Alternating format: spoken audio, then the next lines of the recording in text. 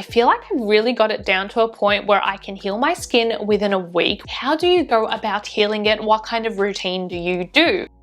Minasan konnichiwa, this is Tina and welcome back to my channel. In this video, I wanted to share how I go about healing my skin whenever I have a compromised skin barrier. If that sounds like your thing, then please go ahead and channel登録しちゃってください. This is a question that I've been receiving for a while. Like whenever my skin gets a flare up, gets really irritated, you guys always ask me like, how do you go about healing it? What kind of routine do you do? And in the past, I felt like my routine wasn't like really worthy. But over the past year, I've kind of been doing the same or similar routine whenever I do run into these flare-ups, and I feel like I really got it down to a point where I can heal my skin within a week, which is quite important to me because this is my job. I do review skincare and create content full-time. So if my skin is irritated, like it halts work. I can't do my job. I can't put on makeup. I can't film or anything. So yeah, my skin literally looked like this exactly 1 week ago yesterday when symptoms started showing. It was red, it was itchy, it was holding heat, very textured skin, to this just yesterday when my skin has finally gotten to a point where I feel like is pretty much back to its normal state. So yeah, I just thought it might be beneficial to you guys to see the routine I do, as well as some tips and tricks that are going to help you kind of get there quicker.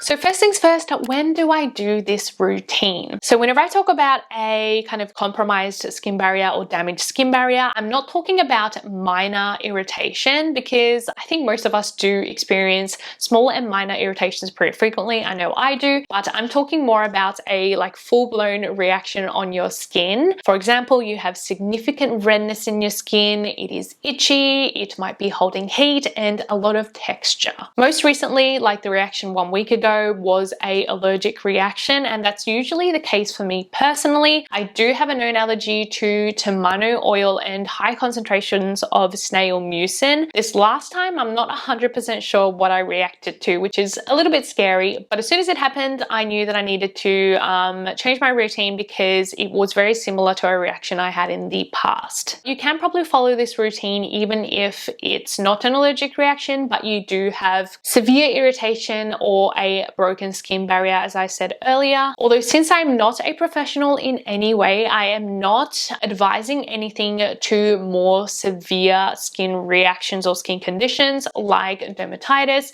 eczema, psoriasis, and etc. I'm not the person and this is not the place. Make sure you go see your GP or dermatologist if you can, which is exactly what I did when I first got this reaction. This is just my personal routine that has worked for me in healing my skin. The other thing to note is that I do have drier skin, so the products and routine might not work very well for you if you do have oilier or acne prone skin.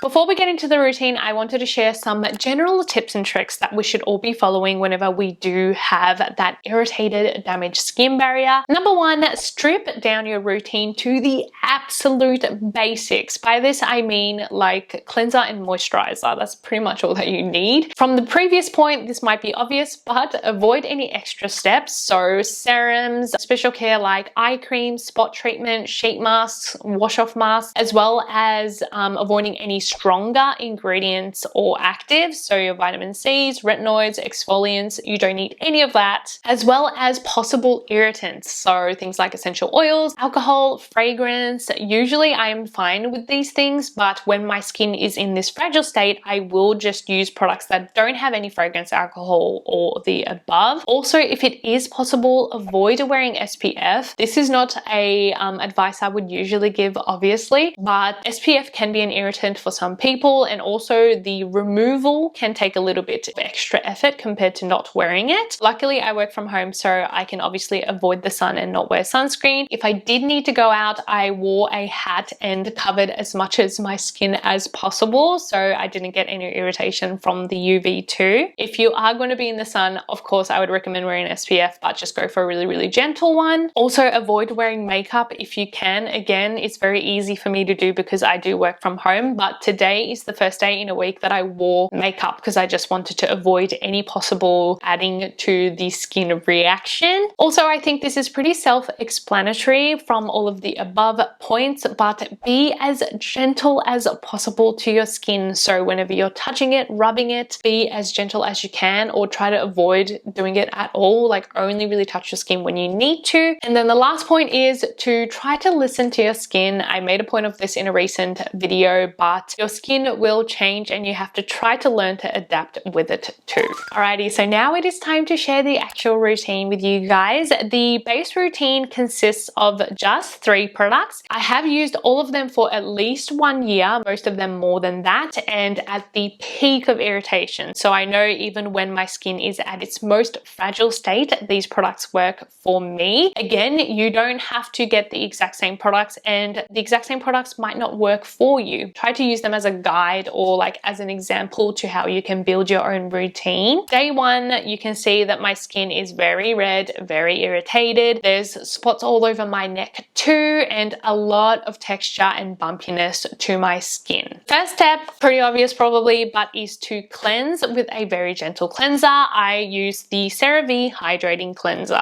Obviously, it is a very basic cleanser that I feel like most of you guys have heard of, and CeraVe is usually one of the first brands that a GP or dermatologist will recommend when your skin is irritated too. And yeah, my GP did recommend using CeraVe when I had my first reaction like years ago at this point. I do not necessarily like the user experience of this one, I'll be honest, so I don't use it on the daily, but I do have it tucked away in my collection in case of emergencies. So this one is a non-foaming cream-like cleanser, so this makes it more gentle and less intense of a cleanse, say compared to an oil cleanser. It does contain hyaluronic acid and ceramides to help replenish your skin as well as boost that skin barrier. As I do not wear makeup when my skin is irritated, I do a 1-step cleanse with this one and that is it. It does leave a bit of like a film-like feeling on the skin. I feel like it doesn't feel like it's completely washed off, but that is that protective barrier. So again, I don't use it on the daily just because I don't really like the feel of it, but when my skin is compromised, I just do 1-step cleanse in both the morning and night with this one. Once I finish cleansing, I do wipe off excess water with a facial towel. I have been using the Matsukiyo Pollu-Barrier Facial Towel. I usually buy like 1 pack of these when I'm in Japan and travel with them, just because I never know how clean like hotel and Airbnb towels are. But you don't have to get these, you can just use regular paper towel as well. Just make sure you just hold it onto your skin very gently rather than rubbing or anything. I do usually at home use regular towels. I just don't want to add any sort of irritation to my skin at the fragile state. So yeah, just when my skin is very irritated, I'll use disposable towels like this. Step 2, I am hydrating with the Curel Deep Moisture Spray. You do not have to use the toner. As I said earlier, if you've got a cleanser and a moisturizer, that's like the minimum that you need, but I just can't. I love my toners so much, but I also do have dry and very dehydrated skin, so I do feel the need for a hydrator. I did discover this one in Japan and I absolutely love the stuff. I mean, it's super popular over there as well. I usually take a small version whenever I'm traveling as well because it is so easy to use and so gentle. I spray a very generous amount and kind of let it sit there for a while and then pat it in to help absorb. And this stuff, for being a very fine mist and very lightweight, it is surprisingly moisturizing. Curel is very well known in Japan as a brand that you can rely on as someone with sensitive skin, since it is free from a lot of irritants like essential oils, fragrance, ethanol, and etc. Most of their products do have ceramide as the main ingredient to again help moisturize but help that skin barrier. So this is like the toner I go for whenever my skin is irritated. Next time I go to Japan, I'm definitely restocking a ton on these. Next is not part of the course typical 3-step routine, but I was also using medication while I was suffering from this because I was prescribed it by my dermatologist. I use a medication called Elidel. It is pretty similar to hydrocortisone cream. I know you can get hydrocortisone cream without a prescription. This one you do need a prescription. Only use it if you're recommended by the doctor, but I was using this too. It can make your skin feel warm and also have UV sensitivity. So in the PM I was using my medication, and in the morning I was going without it and just sticking with the 3 steps. And the final step of the 3 is moisturizer, using the La Roche-Posay Cicaplast Balm B5+. So I was definitely kind of late on this one, but yes, I understand the hype, and I literally just finished the small bottle like days before this reaction happened. So as soon as my reaction happened, I was like, you know what, I need to get a new bottle, and I went out and bought the bigger size this time so I can apply a very generous layer. So I apply it almost like a sleeping mask, a protective sealant on my skin. I know this one doesn't have the most elegant texture to it, so I press it into my skin rather than rub it, since it can peel sometimes. And that is why I like, it's a great moisturizer and everything, but I don't use it on the daily because I just don't think it's that comfortable to wear, and it's not that appealing looking, but it really does help heal your skin. I mean, the description they have for the product is a multi-repairing hydrating balm for dry skin with a rich nourishing texture, which I feel like is exactly that. It does have a prebiotic complex as well as madecassoside, so Centella, and then also 5% panthenol, also known as B5, which is going to help heal that skin barrier. So yeah, it is exactly what you need when your skin is damaged and irritated, and I totally understand why it's received the hype for years and years now. It is something that I will probably continue to rely on, and it is very easily accessible. Like, you can buy it anywhere in Australia too. So yeah, that is the base routine. I will do this routine until the worst of it has kind of passed. So I think this time it was like for the first 3 days I did this exact routine morning and night. Usually I don't always cleanse in the morning using a cleanser because it can be drying to the skin, but since this one is very hydrating, and also using the Cicaplast and medication on my skin at night can kind of build up on my skin, and Cicaplast is like hard to wash off, so that's why I do cleanse in the morning too. But yeah, those 3 products are basically what I rely on to get my skin into a okay state. So for the final portion of this video, I wanted to share the 1-week progress of my skin, because I feel like the other hard thing to do when your skin does go through a rough patch like this is like, how do I go back to my regular routine? Like, when do I do it? How do I go about it? So I thought it would be good to show you guys like how I went for the rest of the week until I felt like my skin was actually back to normal. So the base routine, as I said earlier, I think I did it for the first 3 days this time, morning and night, and then by day 4, as you can see in the footage, the itchiness had gone away and most of the redness was pretty much gone, which is great, but I did still have a bit of irritation, and especially texture on my skin was still pretty obvious. So at this point I felt like I could very slowly start to adjust my routine. So you're still going to try to stick to fragrance-free, irritant-free, alcohol-free, harsh ingredients-free, gentle products that you've basically tried before and you know that your skin can handle. So on this day, I actually had to film a reel for an ad, which yeah, like, skin's irritated, it sucks, but I got to do my job and I had to film. So in the morning, instead of using Cicaplast, I switched to a more texturally elegant moisturizer. So I used the Recipeo Moist Emulsion. This one is just a really nice but gentle, lightweight moisturizer, which doesn't peel or anything. It made my skin look just nice and hydrated and moisturized with no kind of white cast or peeling like the Cicaplast may. But that was all I changed that day. I changed my AM moisturizer to this, but then the rest of the routine and for the PM I stuck with the base routine, saw how my skin handled that. It was fine. So moving on to the next day is now day 5. We're slowly getting there. My skin is pretty much back to normal. We have a little bit of texture still, definitely no longer irritating to the touch. That day I did use a different moisturizer again in the AM. I ended up switching to the Aestura Atobarrier 365 cream. Compared to the Recipeo, it does have just a bit more moisture. This was more for filming purposes, so I ended up switching to a more moisture-rich moisturizer in the morning. My skin handled that fine. And I also wore sunscreen for the first time in like 5 days. I went with the Kiss Me Mummy UV Mild Gel. This one is alcohol and fragrance free and can be used on kids, so I thought it was a great option to use for this kind of irritated skin state. And then in the PM, I did end up adding a serum for the first time in my routine, the Celimax Dual Barrier Boosting Serum. Someone actually told me that the By Wish Trend CeraVe Ampoule got discontinued, which I didn't even know. I love that one, but that was my go-to kind of milky, ceramide rich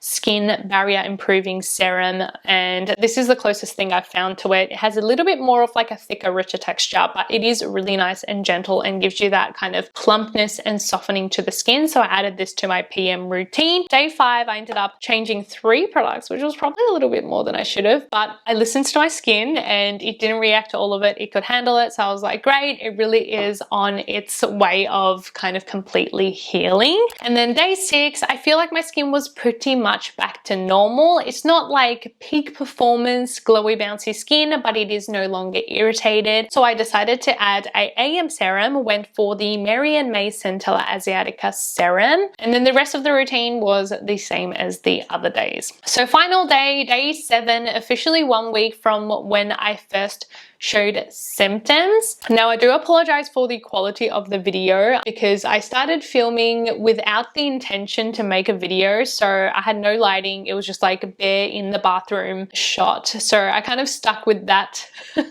no lighting filming setup for the rest of the week just so you guys can see the progression. Although I must say iPhone does pick up more than there is, so it does show texture and stuff a bit more. I feel like this is day 7 with better lighting. So yeah, my skin, as you can see, a lot of the texture is gone. It is looking healthier. It has a bit more of that bounce, the glow back, and yeah, I felt like my skin had officially pretty much healed in 1 week. So from here on out, for at least another week, I will continue to choose gentler products. So products that I know are mostly irritant free, don't have any harsh ingredients, sticking to those soothing, calming, hydrating keywords. I will leave in the description like product recommendations or products that I like to go for in these instances where they're a little bit more than your absolute basics like the first 3 products, but they're still on the gentler side of things and will help to soothe and calm the skin. I probably won't go back into using like potent vitamin C's or exfoliants for probably 2 to 3 weeks. Just try to be as gentle as possible for as long as you can. Again, listen to your skin, test your skin, and see how it can handle each product. Well, I really do hope you guys enjoyed the video. I feel like I was quite